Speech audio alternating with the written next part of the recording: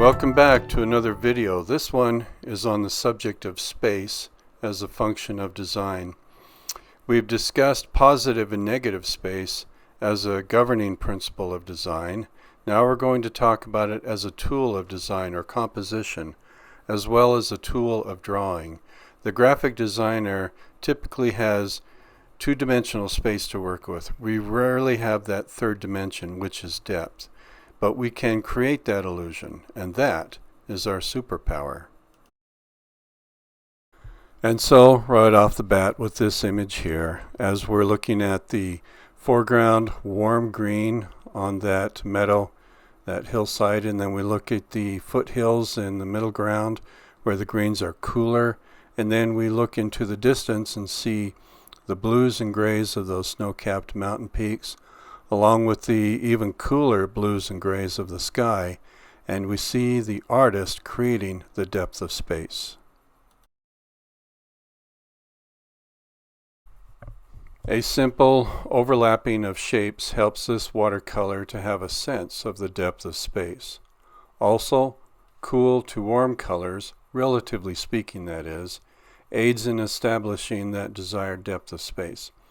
They help establish atmospheric or aerial perspective in this painting.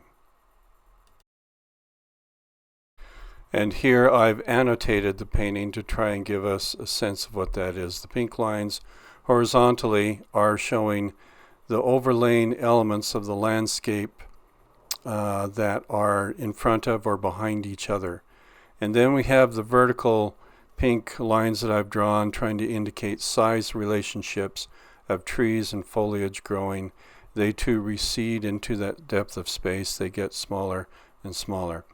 And then we have the colors working for us, that distant feeling blue, the cool violet, the grays and blues of the mountains, the greens and tan colors of the valley floor, colors of the sage, and then the stronger, darker, warmer tones of green in that foreground.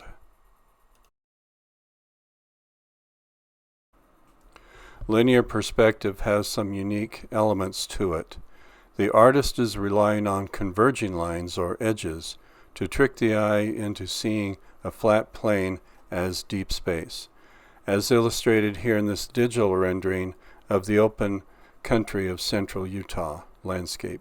We have color intensities, we have lines that appear to be coming together, converging, and we have sizes of objects creating that illusion. With increasingly thicker, increasingly darker, and increasingly further apart lines, weird word choice there, but anyway, I have begun to create depth of space in this simple image.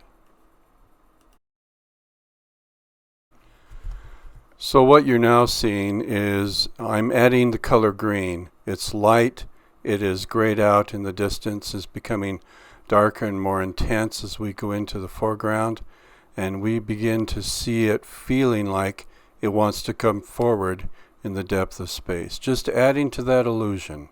That's all I'm doing here. Now we have lines coming forward in the depth of space, or they're starting at a point of convergence. Single small point way off there in the distance, and they come forward and they grow from thin to thick. We add even more of a sense of the depth of space to this. With the addition of things that appear to be trees coming forward in the scene, we have introduced the following ideas. Increasingly intense colors helps them to feel like they're coming forward. Increasingly intense value differences as well. As the trees decrease in size, this is called diminution of size.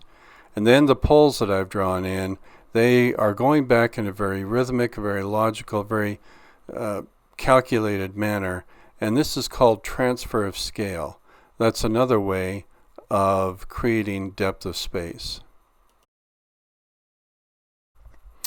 So a little bit more on overlapping forms. You can see how the most distant elements in this watercolor are those purple and blue mountains. Next would be the tans and the siennas of the valley floor. The juniper trees grow in front of all of that and helps to allude to the depth of space, with the patterns of the sagebrush growing below, implying the idea that they are the most foreground elements in this painting.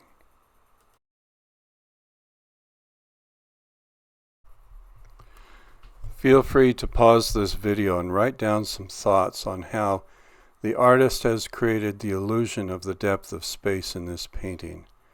This watercolor scene is from Capitol Reef National Park.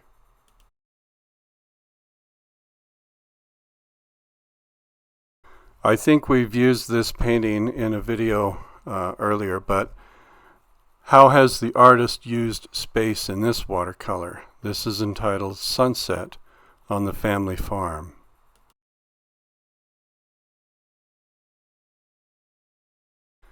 And this concludes our video on the subject of space and creating the illusion of the depth of space that the artist has at their disposal. All right, thanks for listening, everyone. Get out there and experience space, enjoy it, and I'll see you in the next video. Take care.